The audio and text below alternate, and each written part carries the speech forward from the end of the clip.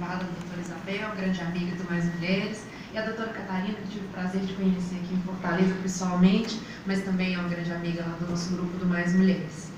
Bom, a doutora Catarina já apresentou o meu currículo, mas para poder falar sobre esse tema, eu acho que, na verdade, o que mais me habilita é o fato de ser mulher.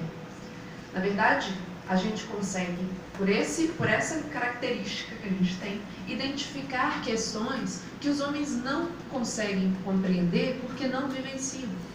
É importante que a gente consiga compreender e sensibilizar as outras pessoas a respeito de dados da realidade que nos são muito comuns. E eu fico muito feliz de ter oportunidades como essa, sobretudo fazendo parte de uma mesa com mulheres tão empoderadas, né? Prefeita reeleita, desembargadora, uma grande advogada, consultora aqui do Ceará, para que a gente possa reconhecer as mulheres como referências. Historicamente, a gente não tem esse espaço. Estávamos ontem conversando, né, no jantar, sobre isso. A história é escrita pelos homens e sobre eles. As mulheres fazem história, nós fazemos história, mas nós não somos estudadas. Isso é muito sério, isso diz sobre o nosso papel na sociedade. Então eu queria falar um pouquinho sobre isso, né? Então vamos falar sobre a baixa representatividade da mulher na política. E eu sempre, quando vou falar sobre esse tema, eu gosto de pontuar 4 perguntas principais. Primeiro, por que hoje, 2016, ainda é importante falar sobre isso? Segundo, por que essa representatividade é tão baixa? Pergunta que já de alguma medida responde a primeira. Terceiro, como que a gente pode fazer para poder mudar isso? Eu falei 4, são 3, né? Pode passar para mim, por favor? Muito bem. A doutora Giovana, ela já apontou alguns dados para a gente, mas isso é muito importante a gente ter claro, de fato. As mulheres são maioria da população, são maioria do eleitorado, tem uma atuação muito importante entre a população economicamente ativa, são cerca de 40% das filiadas em partido político, ou seja, a nos indicar que há um interesse real das mulheres de atuarem na esfera política. Mas a despeito de todos esses dados, figuram na nossa Casa Baixa, né, na Câmara dos Deputados, com menos de 10% de representação, e quando vamos para o Legislativo Municipal, essa representação tende a ser menor ainda. Então há um gap aí, há um espaço que a gente ainda não sabe, né, por que esse espaço não está sendo preenchido. Bom, a gente tem que lembrar que a mulher foi um dos últimos contingentes sociais a ter assegurado o exercício dos direitos políticos. O direito ao voto da mulher, ele só foi assegurado na década de 30. E como a gente estava conversando um pouco antes, a doutora Isabel contava na conversa na comissão, em algum momento eles comentam sobre o direito ao voto. Ela fala, não, calma, isso foi decidido na década de 30. Estamos falando sobre isso agora de novo? Não estamos mais falando sobre voto. Nós queremos votar, já tivemos esse direito assegurado há bem pouco tempo, mas nós queremos ocupar os espaços lá no Legislativo também e no Executivo. Por gentileza. Bom, então por quê? Por que é importante aumentar o número de mulheres na política? Primeiro, isso pode ser apresentado como um elemento caracterizador de uma sociedade como sociedade democrática. O Robert Down, que é um cientista político, ele apresenta 5 critérios para poder dizer por que uma sociedade pode ser considerada democrática, e um deles é a inclusão do maior número de adultos, sem fazer distinção de gênero. Então, se eu tenho que incluir da participação na vida política, participação ampla, a maior parte possível de adultos, o afastamento da mulher do exercício dessa vida política pode dificultar a caracterização da sociedade como uma sociedade democrática. E, para além disso, é também tratado como um indicador da qualidade da democracia. O José Álvaro Moisés é um cientista político da USP, ele aponta alguns indicadores e mostra como a presença da mulher também vai figurar como eles. Porque hoje também é um pouco difícil a gente trabalhar essa perspectiva com binarismos, né? Democrático ou não democrático. Vamos trabalhar com faixas, né? Maior qualidade ou menor qualidade. Bom, com essa informação a gente chega nesse seguinte dado, né? Um ranqueamento que é feito pelo Interparliamentary Union entre 193 países, esses dados são atualizados de setembro de 2016. Então, entre 193 países, o Brasil ocupa, tomando como referência o número de mulheres na Câmara dos Deputados, a posição 155. né, de 193. Então, a gente está lá no finalzinho. Quando a gente pega outros dados para comparar, é muito interessante, entre eles um que foi divulgado recentemente da ONU, sobre o número de feminicídios. O Brasil ocupa a quinta posição no ranking. Ou seja, nós temos uma baixíssima representatividade na política e um elevado índice de violência contra a mulher. Tem alguma coisa a ver? Me parece que sim. Me parece que sim, porque diz sobre como nós vemos e reconhecemos a mulher na nossa sociedade. E essa questão é que precisa ser modificada. Por gentileza. Bom, essa baixa representatividade, ela não acontece só no legislativo. Trago aqui alguns, esses dados são de 2009 e 2010, então eles estão em alguma medida desatualizados, mas a característica da baixa representação, seja no legislativo, seja no executivo, seja no judiciário, ainda é muito expressiva. E eu quero fazer uma ressalva. O número de mulheres, né, a doutora Giovana falou do número no cargo de diretores, a gente tem um número elevado de advogadas, mulheres. Elas não ocupam, são os espaços de destaque. Nós temos um número elevado de servidoras públicas. Elas não ocupam as chefias. Nós temos um grande número de mulheres qualificadas trabalhando na indústria, no âmbito privado. Elas não ocupam as posições mais altas. A questão que a gente está tratando agora é de ocupar também esses espaços de poder e de tomada de decisão. Por que a mulher não chega lá? E aí, geralmente, a gente é respondido com... bom, a mulher não tem a mesma... não tem as mesmas pretensões que os homens, ou tem características que são diferentes. Será que é exatamente por isso? Voltando à questão da política, o que a gente vai perceber aqui no Brasil é que desde a redemocratização até 2014, a gente teve uma variação muito baixa do número de mulheres na Casa Legislativa, tomando como referência ainda a Câmara dos Deputados, mesmo tendo inserido mecanismos de cota de gênero na lista de candidatos. E aqui, para poder pontuar, nossa primeira mudança legislativa para poder estabelecer a exigência de que nas listas de candidatos pelo menos 30% sejam mulher, aconteceu em 95, para uma eleição nacional. Antes, é importante lembrar que havia até 97, a Lei 9.504 é que modifica esse quadro. Até então a gente tinha uma lei nova a cada eleição para regular essa eleição. A partir da Lei Geral das Eleições é que esse quadro muda.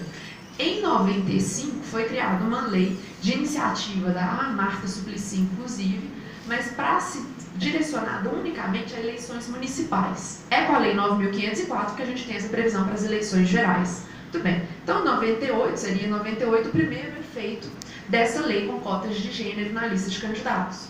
E é de 2009 uma mudança na interpretação da aplicação dessa regra. Porque o que aconteceu? Em 97, a regra tinha a seguinte previsão.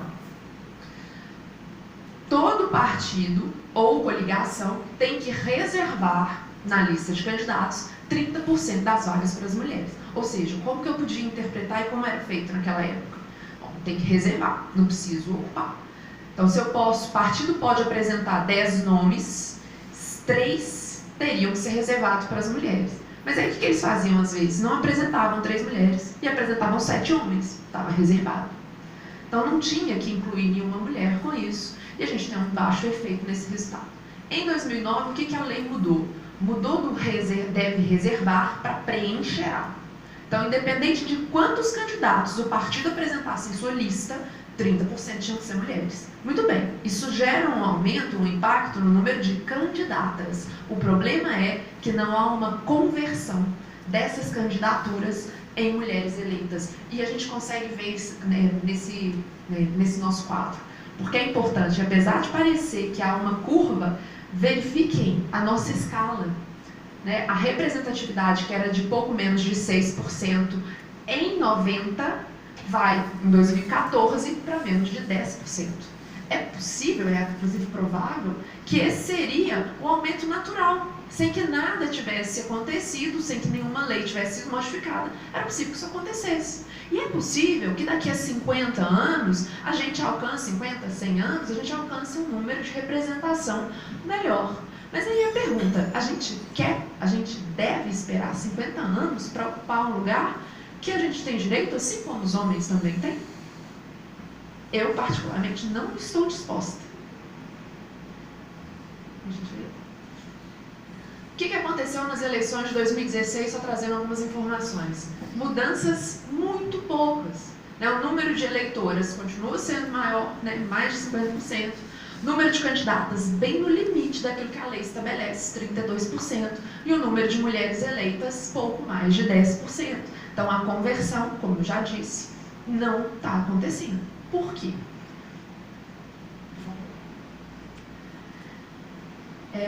Aqui eu só mostrando a diferença aí por regiões, né? Aqui o Nordeste, inclusive, tem um percentual mais elevado com relação às demais regiões do número de representantes mulheres.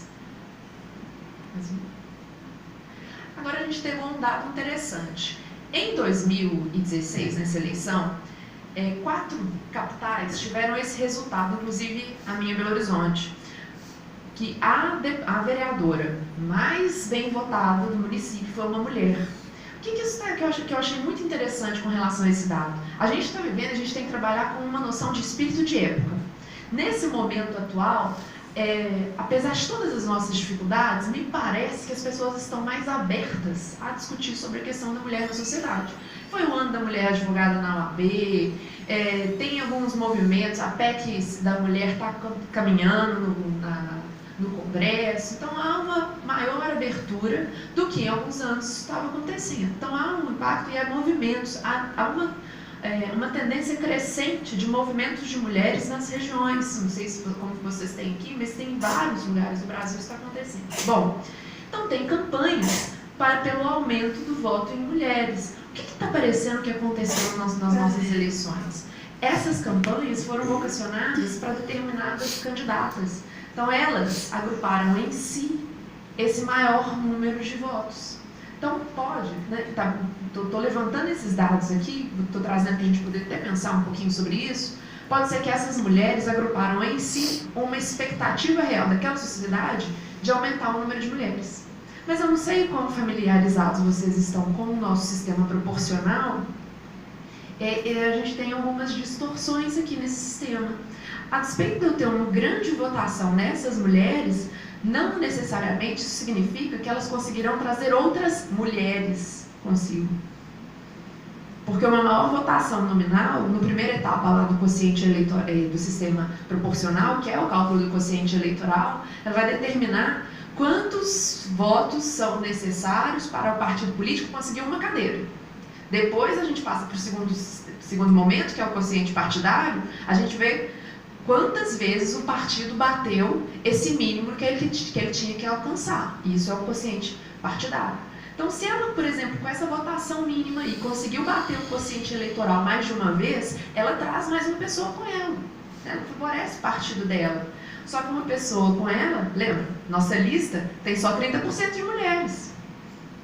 Quem ela vai trazer com ela é a pessoa mais bem votada dentro do partido. Considerando 70% de homem e 30% de mulheres, qual é a possibilidade, né, proporcionalmente falando, de ela trazer mais uma mulher ao invés de mais um homem? Então a gente ainda tem um impacto grave nessa questão da representação que diz respeito à distorção própria do nosso sistema proporcional, ou seja, precisamos de instrumentos para promover essa correção no âmbito do nosso sistema proporcional. E por isso me parece que a PEC 134, a PEC da mulher, seja tão importante. Sobretudo no aspecto municipal, no âmbito municipal. Mas falaremos sobre isso em breve. Então a pergunta: quais são as razões da baixa representatividade da mulher na política?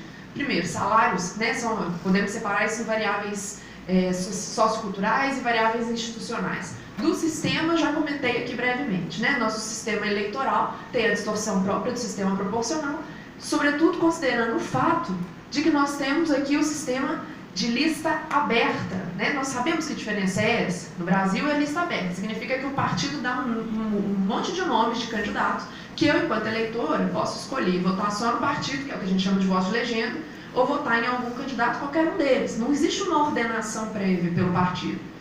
Mas existe, no mundo, o sistema de lista fechada, que o partido apresenta previamente um rol de nomes previamente ordenados. Significa que a lista aparece assim: número 1, fulano; número 2, Beltrano; número 3, ciclano. Se o partido conseguir 2 vagas, quem vai ocupar necessariamente é o fulano e Beltrano, porque já estão ali naquela lista.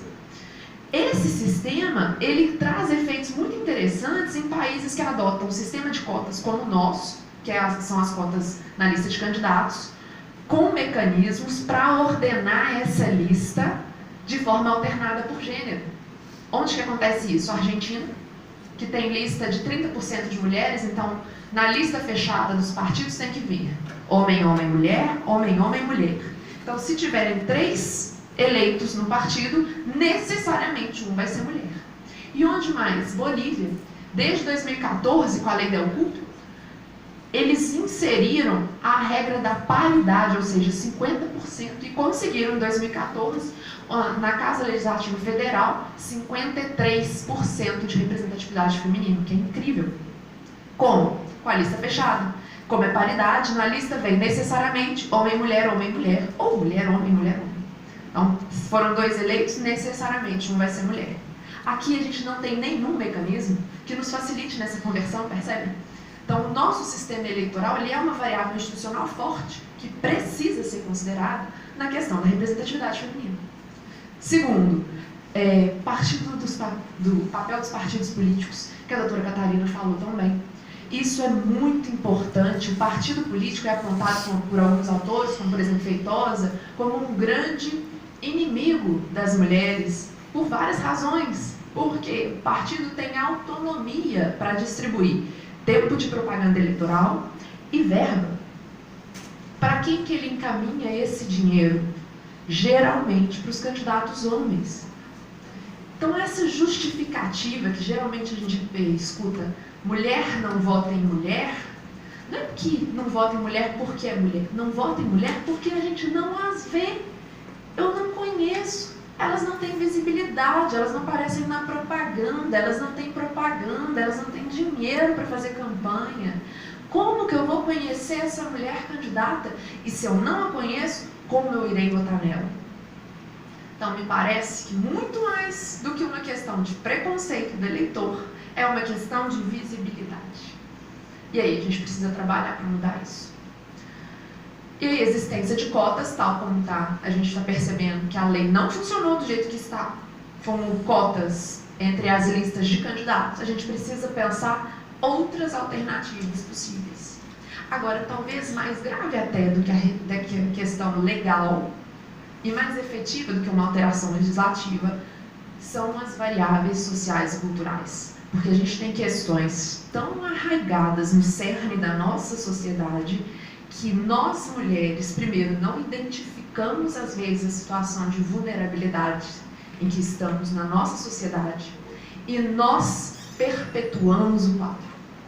Bom, então, com quais variáveis, a respeito do que eu estou tratando sobre isso? Primeiro, os salários menores, né, cerca de 67% em relação aos homens com o mesmo nível de formação.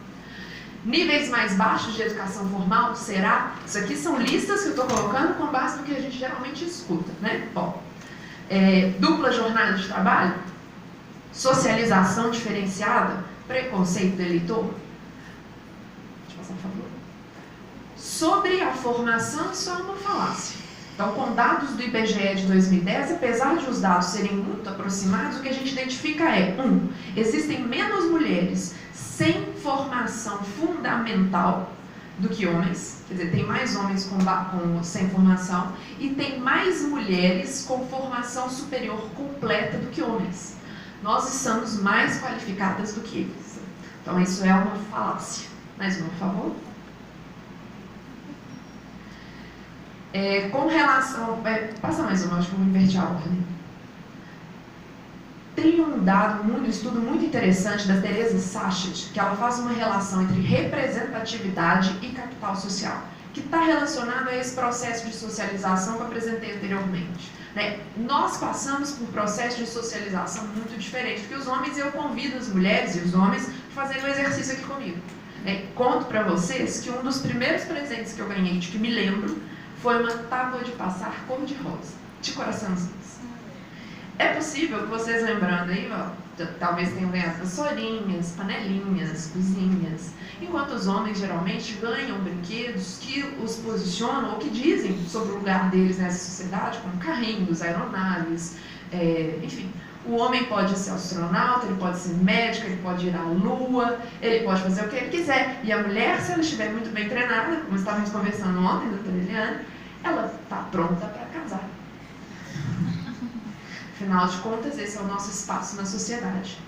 Então é importante que a gente reconheça que existe um formato, existe uma tentativa de moldar e dizer qual é esse lugar nosso. E é importante que a gente reconheça esse movimento e saia dele. Vamos transformar esse círculo vicioso em um círculo virtuoso. Mudar a forma pela qual nós mesmos nos vemos nessa sociedade. Por isso que me parece tão importante termos mais mulheres nesses lugares. Mais mulheres prefeitas, mais mulheres no legislativo, porque elas são referências. Não sei se vocês conhecem, tem o Teoria do Reconhecimento do Axel Honneth. Ele fala sobre a gênese da identidade. E entre os elementos que ele aponta, como são importantes, ele fala que uma das coisas que nos ajudam a construir o que somos na sociedade é a forma com que os outros nos veem. Não que seja determinante, mas é um elemento. Se os outros nos veem como esse espaço, né, a mulher é designado o espaço privado, o âmbito privado, pode ser que eu acredite. Tomara que não, mas às vezes a gente acredita, que é muito perigoso. E o que a Teresa Sacher te apresenta é o seguinte, olha, tanto homem quanto mulher formam capital social. E o que ela está chamando de capital social são as redes, né? Então, a gente tem redes de amigos, associações de bairro, sindicato, etc. O que ela fala? Os dois formam em quantidade semelhante. O que muda é a qualidade. As mulheres, de um modo geral, formam capital social de tipo privado. Então, associação de bairro, associação de igreja, reunião de pais na escola dos filhos. E os homens formam capital social do tipo público, sindicato, grupos de lazer, grupos de esporte. Não que um seja melhor que o outro, mas eles têm efeitos diferentes na potencialidade de produção de capital político. É muito mais fácil o homem transformar o capital social do tipo público em capital político do que a mulher fazer isso com o capital social do tipo privado. E outro elemento que ela apresenta, por gentileza, próximo, diz respeito à fase em que as mulheres realizam determinados tipos de capital social. Na idade em que o capital social é igual, vejam bem ali, grêmio, centro acadêmico e união de estudantes, é quando, né, geralmente, quando as mulheres ainda não têm família, ou seja, não têm todas as responsabilidades, porque a família, a responsabilidade é dela. Então, nesse período, homens e mulheres têm atuação parecida. E sabe quando geralmente elas vão ter de novo? Quando os filhos já estão criados. Ela já cumpriu essa fase, já tem netos, já estão seguindo por sua conta, elas voltam a ter a sua atuação num nível, né, do tipo parecido com o do homem. Então é muito interessante a gente também ter essa clareza, porque isso diz, até quando falamos, vamos pensar políticas públicas para as mulheres. Qual é a primeira ideia? Creche. Porque filho é problema da mulher. Família é problema. Não estou tratando isso como um problema, mas é um elemento que a mulher tem que lidar e o homem não tem da mesma forma.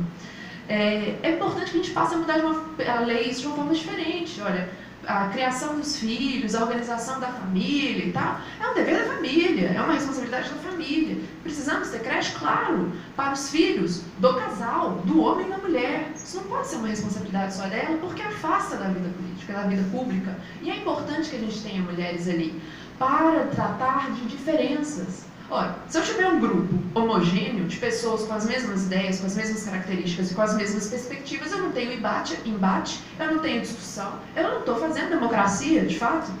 Se eu não tenho essa discussão, agora, para ter o debate de fato, eu preciso de pessoas diferentes, com perspectivas diferentes. Por isso é tão importante também termos mulheres lá. Elas vão ter essa perspectiva diferente. Pelo simples fato de serem diferentes dos homens. Mais uma, por gentileza? Agora a gente tem um outro fator que é seríssimo, que diz respeito à forma com que a mídia nos representa. Faça mais uma, por favor. O corpo da mulher é utilizado para vender toda e qualquer coisa, de perfume, a moto, a bebida, qualquer coisa. Tem um documentário interessantíssimo que a gente consegue acessar na internet, chama Miss Representation, e é Miss de Miss mesmo, sabe? Com 2 S.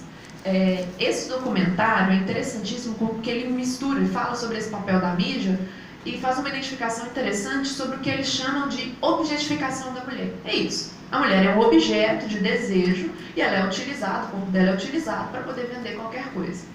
Só que o que eles identificaram, a partir de muito tempo que esse movimento é realizado pela mídia, é a auto-objetificação da mulher. Quer dizer, tem tanto tempo que a gente está sendo apresentado como objeto que em determinado momento eu começo a acreditar que eu sou, de fato. E o meu poder está todo no meu corpo, na minha imagem e na minha beleza. E olha como isso é sério, porque isso afasta o meu poder de qualquer outra área e, segundo, isso tem data de validade, que é muito cedo, diga-se de passagem. E aí eles fazem uma relação interessantíssima sobre essa auto-objetificação e a baixa eficácia política das mulheres. Por quê? Se o meu poder é só a minha imagem, primeiro, eu gasto mais para cuidar da minha imagem do que da minha formação. E segundo, eu não acredito que eu tenho poder para interferir em outras coisas. Então eu não tenho eficácia política porque eu não acredito que a minha voz importa. Que eu posso trazer mudanças, que eu posso trazer novidades, que eu posso melhorar em alguma medida a sociedade na qual eu estou inserida. Então ela tem sim um impacto muito grave na formação dessas mulheres. Nós temos pelo menos 2 gerações que estão sendo bombardeadas com essa ideia há muito tempo. Então isso sim vai ter um impacto grande com a forma com que a gente se identifica e com essa baixa representatividade na sociedade e na política. E por fim, a questão da violência. Esses resultados da Flaxo, né, 2090, na década de 80 e 2013, um aumento enorme aqui considerando a violência que a gente não tem dúvida, né, contra a mulher, é o feminicídio, que é o ápice, o auge da violência contra a mulher. Lembrando que nós temos vários outros, né, e muito mais comuns, corriqueiros, sobre tomar um espaço de fala da mulher, a mulher como louca, a mulher como extremamente sensível e não pode se ocupar de determinadas funções em virtude disso, enfim, uma série de questões, mas observando essa questão da violência, homicídio contra a mulher, nós temos dados alarmantes. Bom, baixa representatividade, alto índice de violência contra a mulher. Mais um, por favor. Sobretudo se forem mulheres negras. As mulheres negras são as maiores vítimas da violência. E aí, em dois pontos importantes. O homicídio, né, o feminicídio e o estupro. E aí eu sugiro um outro documentário para vocês, disponível no Netflix, que chama 13ª Emenda, que é sensacional, fala exatamente sobre a questão do negro, que a gente precisa trabalhar de formas diferentes. Eu não estou aqui para falar delas, no lugar delas, para ocupar o espaço delas. Eu não tenho essa condição. Eu estou aqui tentando alertar e abrir o espaço para que elas tenham essa fala. Esse é um espaço para a gente sensibilizar, conscientizar e educar. E aí, para poder encerrar, eu trago 2 casos para a gente ver como essa relação entre violência e política é importante. É o caso Maria do Rosário Bolsonaro e Jandira Fegali, Alberto Freire e Roberto Fraga. Roberto Freire e Alberto Fraga. O que aconteceu no caso Maria do Rosário? Todo mundo deve lembrar. Ele fala para ela: não te estupro porque você não merece. E o faz em 2 momentos. Né? No segundo, foi num momento em que estava sendo, né, uma homenagem ao Dia dos Direitos Humanos, alguma coisa assim. Ele sobe no púlpito no Congresso, ao discursar, quando ela pretende sair ou deixar a sala, ele fala: não, Maria do Rosário, volte aqui. Você disse que eu, né, me chamou de estuprador e eu disse que não estuprava porque você não merece. E repito, falou de novo. Isso em 2014, né? Claro, foi apresentada uma representação, um comitê de ética e decoro. Quando você consulta lá, a única informação que tem você não consegue nem ler a decisão, porque parece que não houve decisão. arquivado em virtude do fim da legislatura, né? A questão aconteceu em dezembro, sem considerar o fato de que eles iriam continuar na legislatura seguinte, mas foi sumariamente arquivado. E o segundo caso, por gentileza, apesar do Congresso não ter feito nada, o STF recentemente recebeu a denúncia contra o Jair Bolsonaro em virtude desse caso, mas o próprio Congresso nada fez. Mais um, por favor. E o caso de Jandira Fegali foi o seguinte, eu não sei se todo mundo acompanhou, mas foi numa sessão em que estava sendo discutida uma medida provisória sobre matéria tributária. Então, matéria polêmica, a sessão era conturbada. Jandira Fegali, uma deputada de um partido mais à esquerda, estava tentando, de alguma forma, defender um parlamentar da sua bancada que estava discursando naquele momento. E ela se portou ao lado dele, fazendo como que uma barreira com a sua mão. E apesar, eu já digo para vocês que já vi o vídeo várias vezes, não tenho muita certeza sobre como aconteceu a coisa, porque não está claro, mas o relato dela. Ele teria forçado seu braço para baixo, alguma coisa nesse sentido, e na mesma hora ela reclamou. Violência, não me toque, não aceito que me agridam.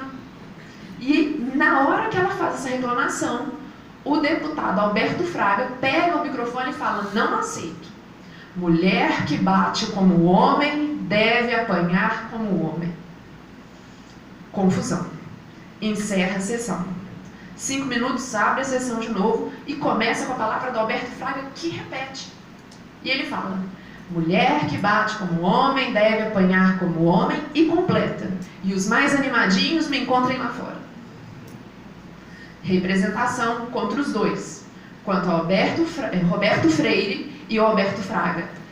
Primeira que foi arquivada foi contra o Alberto Fraga, dizendo que ela não entendeu bem. Veja, a mulher não entende. Ela não entendeu que bater como homem era com argumentos, tirando completamente do contexto. Decisão tem 3 ou 4 laudas. E a segunda foi contra o Roberto Freire. Já disse para vocês que nem para mim ficou muito claro se houve violência ou não, mas isso não constou da decisão. Veja, a decisão basicamente se resume ao seguinte: Jandira Fegali é uma deputada complicada. 2, Roberto Freire é um deputado de muito respeito. Arquive-se. Não se tratou de dizer não houve violência. Veja bem, é a posição que cabe para a mulher, a louca, a que não entende. Veja, se isso acontece na nossa Casa Legislativa Federal, para todo mundo ver, e isso não gera consequências, imagina o que acontece no âmbito privado, em que o homem entende que a esposa é uma das suas pertences. Então tem sim uma relação direta e muito importante entre o que acontece com essas mulheres lá e o que acontece com as mulheres no âmbito privado. E quando eu vi essas decisões, por gentileza, mais uma, eu fiquei: não é possível que uma decisão dessa aconteça. Eu fui consultar o Comitê de Ética e Decoro e vejam, só tem homens. Precisamos trabalhar para que as mulheres façam parte dessa comissão, para que as mulheres ocupem esses espaços no legislativo estadual, municipal e federal, e para que essas questões sejam denunciadas. Não dá mais para esperar.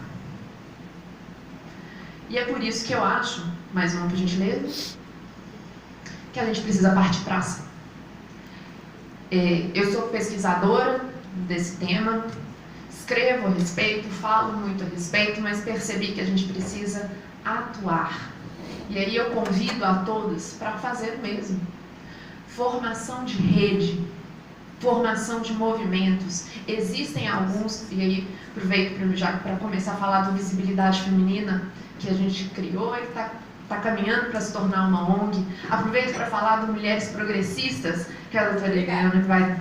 é um grande representante, está aqui para falar com vocês também na parte da tarde. Ou mais mulheres no direito, leia Mulheres no Direito, mais mulheres na política, e onde mais seja. Esse é o momento de conscientização e multiplicação. Sejam multiplicadoras. seja a mudança que você deseja ver no mundo. É isso, gente. Muito obrigada.